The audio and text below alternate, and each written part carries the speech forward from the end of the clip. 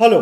अगर मैं आपसे पूछूं कि आपके बॉडी का सबसे इंपॉर्टेंट हिस्सा कौन सा है, तो कुछ लोग आप में से बोलेंगे ब्रेन, कुछ बोलेंगे मेरा हार्ट, कुछ बोलेंगे मेरा लिवर, कुछ बोलेंगे मेरा किडनी।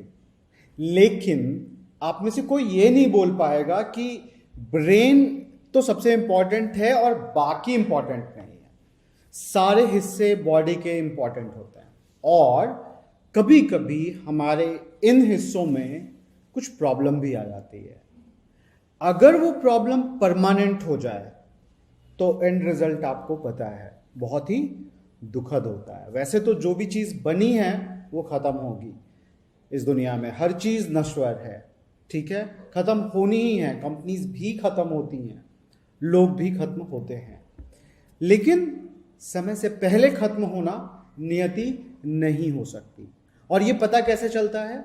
ये पता तभी चलता है हमें जब कोई हमारा एक अंग खराब हो चुका है और उसे हम ठीक करने की कोशिश कर रहे हैं और वो ठीक नहीं हो रहा, इस स्टेज पे पहुंच चुका है जहां पे बचा के लाना उसको बहुत मुश्किल है। बचाने का काम डॉक्टर्स करते हैं, ठीक है। आपको लग रहा होगा कि या तो मैं फिलॉसफी की बात कर रहा हूँ, धर्म की बात कर रहा हूँ, या मैं बात कर रहा हूँ बायोलॉजी की। नहीं नहीं, मैं बिल्कुल ये बातें नहीं कर रहा हूँ। मैं अभी भी बात कर रहा हूँ स्टॉक मार्केट की ही, और उसमें भी हम लोग अभी जो पढ़ रहे हैं फंडामेंटल एनालिसिस, उसके बारे में ही। फंडामेंटल एनालिसिस के अंदर हम लोगों ने काफ़ी चीज़ें पढ़ी अभी तक। आप बैलेंस शीट देखना सीख गए, प्रॉफिट लॉस स्टेटमेंट सीख गए, कैश फ्लो स्टेटमेंट सीख गए। यहाँ से हम शुरू करने वाले हैं फंडामेंटल एनालिसिस का एक बहुत ही विस्तृत पार्ट, जिसे बोलते हैं रेशियो एनालिसिस।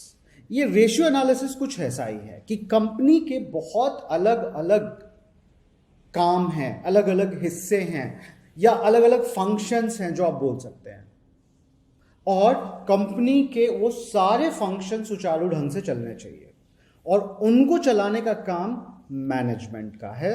कंपनी के जो डॉक्टर्स हैं, मैनेजमेंट मतलब सीईओ हो गया, बोर्ड ऑफ डायरेक्टर हो गया, फाइनेंस का बंदा हो गया, मार्केटिंग का बंदा हो गया। हर बंदा अलग अलग काम करने में लगा हुआ है और अलग अलग कंपनी के अंगों को संभालना है उसे। तो जिस तरीके से मेडिकल साइंस में मान लिया जाए मुझे अपने लिवर के बारे में पता करना है, तो मैं लिवर का टेस्ट कराता हूँ। वहाँ पे मुझे आता है SGPT लेवल 30 होना चाहिए। अगर 1500 है तो हम क्या बोलेंगे? तो हम बोलेंगे कि यार आपका लिवर खराब है, इसको आप फिक्स कीजिए। कैसे फिक्स करेंगे आप देखिए, डॉक्टर दवाइयाँ देगा, चीज़ें करेगा, मगर हाईलाइट तो करना पड़ेगा। तो आप एक बीमार कंपनी के ऊपर इन्वेस्ट नहीं कर सकते। आप चाहेंगे कि उसके सारे फंक्शन हेल्दी काम करते रहें। यही रेशियो एनालिसिस है। एक तो ये है कि हमें पहले से पता होता है कुछ कुछ, जैसे कि SGPT लेवल 30 है और इसका 1500 जाना बड़ा मुश्किल है और प्रॉब्लमेटिक है। और दूसरा एक और पता होता है, क्या सारे लोग जो हेल्दी हैं, जिनको लिवर से रिलेटेड कोई प्रॉब्लम नहीं है, उन सबका जो SGPT लेवल है 30 से 60-70 के बीच में वैरी करता है। एक ही उम्र के लोग हैं, मान लिया जाए 30 से 40 के उम्र के लोग हैं, हेल्दी बॉडी है, किसी का 30 हो सकता है, किसी का 40 हो सकता है, किसी का 50 हो सकता है। इस रेंज में सबका वैरी हो रहा है। तो मेरा भी अगर मैं 30 से 40 के बीच में हूं और उस रेंज में वैरी हो रहा है तो ठीक है। तो रिलेटिव चेक भी एक होता है, एक एब्सोल्यूट चेक भी होता है। For example debt equity ratio है, ठीक है।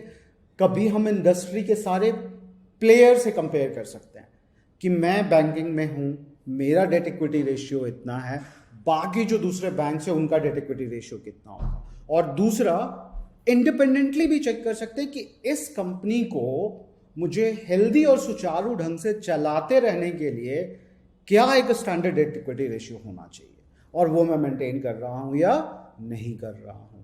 तो इंडिपेंडेंट लेवल भी बॉडी के आप चेक करते हैं, थोड़ा एरर ऑफ मार्जिन भी रखते हैं, और फुल बॉडी चेकअप कराते हैं जब आपको अपने कोई भी एक छोटी सी चीज़ होती है। अभी तो बहुत कॉमन हो गया है, सारे बड़े हॉस्पिटल्स में ये होता है। सीधे सीधे डॉक्टर ये रिकमेंड करते हैं कि 1 साल 2 साल में एक बार तो आप फुल बॉडी चेकअप करा ही लो, जिसमें आपके सारे जो इंपॉर्टेंट अंग हैं सब चेक कर लिया जाए।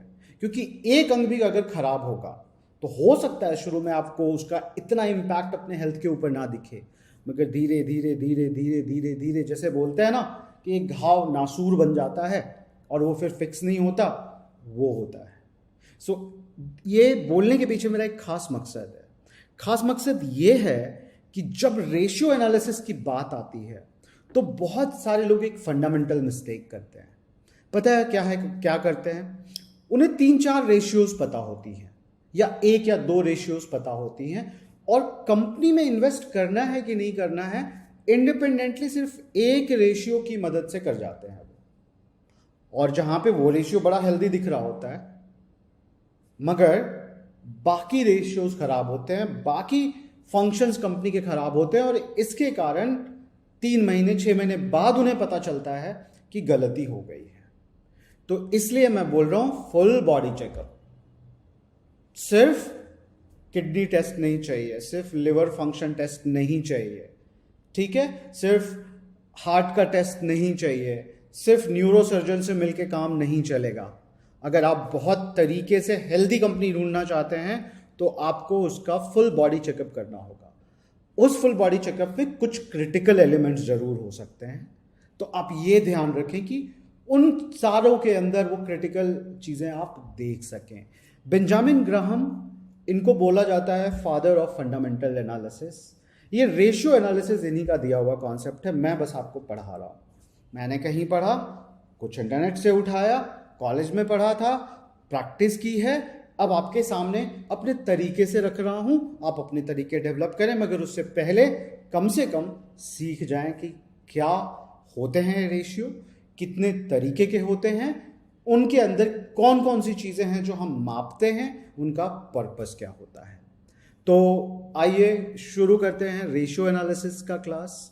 फंडामेंटल एनालिसिस मॉड्यूल के अंदर टोटल 5 क्लासेस होंगी इस क्लास को मिला के। इसे मैं बोलूंगा इंट्रोडक्शन टू रेशियो एनालिसिस। इसके बाद क्या क्या पढ़ेंगे हम लोग वो मैं आपको दिखाता हूं। तो इस एक्सेल शीट को फॉलो करेंगे हम। 4 अलग अलग तरीके के कैटेगरी में ये सारे रेशियोज को रखे हैं मैंने। Leverage ratio, profitability ratio, valuation ratio और ऑपरेटिंग रेशियो। तो इन चारों के अंदर किसी में 3, किसी में 4, किसी में 6 या 7 अलग अलग रेशियोज हैं, और ये सारे रेशियोज हम पढ़ने वाले हैं। मतलब अगला क्लास में डेडिकेट करूंगा लीवरेज रेशियो के ऊपर। उसके बाद और उसमें मैं ये चारों ratios, debt to equity, debt to asset, interest rate coverage ratio, financial leverage ratio, ये सारी 4 चीज़ें कवर करूंगा। फिर उसके बाद के क्लास में मैं आपको प्रॉफिटेबिलिटी रेशियो पढ़ाऊंगा, जिसमें ये 5 रेशियोज होंगे। फिर हम लोग वैल्यूएशन रेशियो पे मूव करेंगे और ये 3 रेशियो पढ़ेंगे, और करीब करीब 7 रेशियोज ऑपरेटिंग रेशियो के अंदर, और बोल सकते हैं ऑपरेटिंग रेशियो कैटेगरी के अंदर हम लोग देखेंगे। तो यहाँ पे इस क्लास में मैं 2 मिनट लूंगा आपको बताने के लिए कि ये चारों कैटेगरीज हैं क्या। तो सबसे पहले बात करते हैं हम लोग लीवरेज रेशियो के बारे में। लंबे समय तक कंपनी टिकी रहेगी या नहीं, ये किस बात पर निर्भर करेगा। देखिए, सबसे पहले मैंने लीवरेज रेशियो रखा क्यों है ये आपको बताना चाहता हूं। कंपनी अपने एक्सपेंशन के लिए 2 ही तरीके से फंड रेज करती है। एक, या तो उधार ले, और दूसरा या तो डाइल्यूट करे और शेयर होल्डर्स ले और उन शेयर होल्डर से पैसा ले। जो सबसे अच्छा तरीका है वो कौन सा है? इन दोनों में से कुछ भी नहीं है। सबसे अच्छा तरीका यह है कि कंपनी बहुत फायदा बनाए और उस फायदे से कंपनी को ग्रो कराए। मगर पैसा रेस करने के तो यही 2 तरीके होते हैं। प्रॉफिट बना करके कंपनी को रेस करना मेरे हिसाब से सबसे अच्छा तरीका होता है, ठीक है। तो लीवरेज रेशियो में हमें ये पता चलता है, देखिए, किसी भी कंपनी का एक, जब कंपनी किसी इंडस्ट्री में काम कर रही होती है, एक ट्रस्ट का बहुत बड़ा फैक्टर होता है। जिन लोगों से माल लिया, कच्चा माल, फाइनल मटेरियल बना के देने के लिए, उनको समय पे पैसे दे रही है कि नहीं दे रही है। तो लंबे समय तक टिके रहने के लिए देखना पड़ेगा कि कंपनी ने जो भी डेट उठाया है, हर चीज उसके ऊपर जो अभी उसे लौटानी है, वो सारी लाइबिलिटीज हैं। डेट है, सही समय पे इंटरेस्ट दे पा रही है कि नहीं दे पा रही है, जिनसे कच्चा माल उठाई है कितने दिनों में पैसे दे सकती है, कितने दिनों तक लगातार दे सकती है। कई बार ऐसा हो सकता है कि माल बनाते जा रही है कंपनी और पता है कि बिकने का सीजन थोड़ा आने वाले 3-6 महीने में है, तो सस्टेनेबिलिटी के लिए कंपनी के पास इनफ पैसा है कि नहीं, रेशियोज उसके सही हैं या नहीं, ये सारे हम लोग लिए हुए उधार को सही तरीके से यूज कर पा रही है कि नहीं, ये लीवरेज रेशियो में अलग अलग रेशियोज के अंदर देखेंगे हम लोग। कितना लीवरेज्ड है ये भी देखेंगे। बहुत लीवरेज्ड होना कंपनी का अच्छा नहीं है। इनफैक्ट सबसे पहला पॉइंट इसमें डेट टू इक्विटी रेशियो यही है कि कंपनी का खुद का कितना है और उधार कितना है, क्योंकि उधार कभी भी बहुत अच्छा नहीं हो सकता। आगे के क्लास में हम लोग देखेंगे, क्योंकि उधार जब आप लेते हो तो इंटरेस्ट लगता है, आपको पे बैक करते रहना पड़ता है। हो सकता है बहुत सारा प्रॉफिट बना रहे हो और उस प्रॉफिट का बहुत सारा हिस्सा इंटरेस्ट में लगातार जा रहा है, जो अच्छी बात नहीं हो सकती है। तो ये होते हैं लीवरेज रेशियो। ये जो 4 रेशियोज मैंने वहां पे डाले हैं, ये है पर्पस लीवरेज रेशियो का। फिर आते हैं प्रॉफिटेबिलिटी रेशियो पे। जैसा मैंने आपको अभी बताया था, सबसे अच्छा तरीका है कंपनी को एक्सपैंड करने का क्या, प्रॉफिट बनाना। जितना प्रॉफिट बनेगा उस प्रॉफिट को कंपनी री इन्वेस्ट करेगी और बड़ी बनती जाएगी, शेयर होल्डर्स का पैसा बहुत तेजी से ग्रो होगा।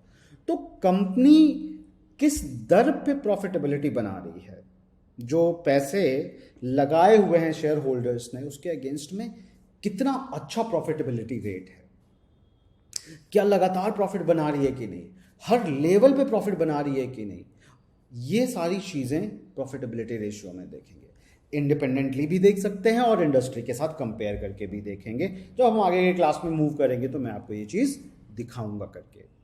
वैल्यूएशन रेशियो, अब देखिए कंपनी अच्छा कर रही है, बुरा कर रही है, जो भी कर रही है, एक शेयर प्राइस पे तो बिक रही है वो, और आपने देखा है सब कुछ बहुत अच्छा है, लीवरेज रेशियो भी अच्छा है, प्रॉफिटेबिलिटी रेशियो भी बहुत अच्छा है, मगर आप देखना तो चाहोगे ना कि जब सब कुछ बहुत अच्छा है तो मुझे शेयर मिल कितने पे रहा है, कहीं बहुत ज़्यादा प्राइस पे तो नहीं मिल रहा।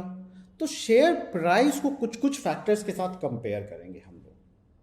क्या हो सकता है वो, शेयर प्राइस को कंपेयर कर सकते हैं अर्निंग के साथ, उसको कंपेयर कर सकते हैं उस कंपनी के बुक वैल्यू के साथ, उसको कंपेयर कर सकते हैं हम लोग सेल्स कितना मार रही है, कितना कर रही है सेल्स उसके साथ, और फिर देखेंगे कि कंपनी का जो प्राइस है वो रिलेटिवली अपने इंडस्ट्री के दूसरे प्लेयर्स के अगेंस्ट में कितना ऊपर या नीचे है। इंडिपेंडेंटली, मैं बार बार आपको बोल रहा हूं कि इंडिपेंडेंटली इनमें से किसी रेशियो का कोई वैल्यू नहीं है अगर आप मुझसे पूछो तो। मतलब आप एक रेशियो कुछ उठा लोगे और बोलोगे कि इसके बल पे मैं बोल सकता हूं कि ये कंपनी बहुत अच्छी है, मैं बोलूंगा वो बहुत गलत तरीका होगा, वो बहुत गलत तरीका होगा। ये मैं बार बार आपको ये रेशियो एनालिसिस के क्लास में आगाह करना चाहता हूँ। बहुत सारे लोगों को मैं जानता हूँ जो सिर्फ प्राइस टू बुक वैल्यू उठाते हैं और बोलते हैं कि बहुत सस्ता है, बुक वैल्यू है 100 रुपये कंपनी की और मुझे 20 रुपये पे मिल रहा है, मुझे तो ले ही लेना चाहिए, क्योंकि मुझे बताया गया है कि प्राइस टू बुक वैल्यू में अगर आपका प्राइस शेयर का बुक वैल्यू से कम है मतलब सस्ते में मिल रही है। ऐसा बिल्कुल नहीं है। कारण होंगे कि कंपनी इतनी सस्ती मिल रही है, शेयर प्राइस इतना कम है और बुक वैल्यू इतना ज़्यादा दिख रहा है। इसलिए ऐसी कोई चीज़ आपको जब दिखती है, हाईलाइटेड होती है, तो और भी चीज़ें आपको देखनी पड़ेंगी। आप ब्लाइंड फॉन्टेड नहीं डाल सकते उसमें पैसा।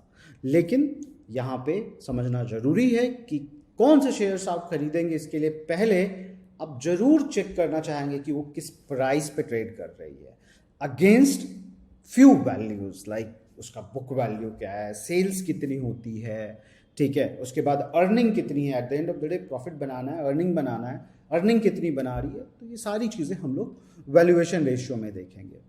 फिर आता है ऑपरेटिंग रेशियो, इसको एक्टिविटी रेशियो भी बोलते हैं। बहुत सिंपल सी बात है, कंपनी के पास पैसा है, एसेट है, कंपनी को उसको यूज़ करके प्रॉफिट बनाना है, ठीक है, तो पूरे एसेट का कितना मैक्सिमम यूटिलाइजेशन कर रही है। एक छोटा सा एग्जांपल मैं आपको बताता हूँ।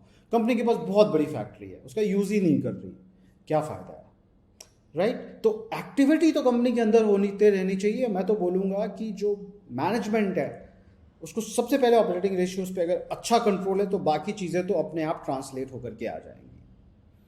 इसीलिए इसको एक्टिविटी रेशियो भी बोलते हैं। और इसमें टोटल 7 रेशियोज हैं जो हम लोग कवर करने वाले हैं।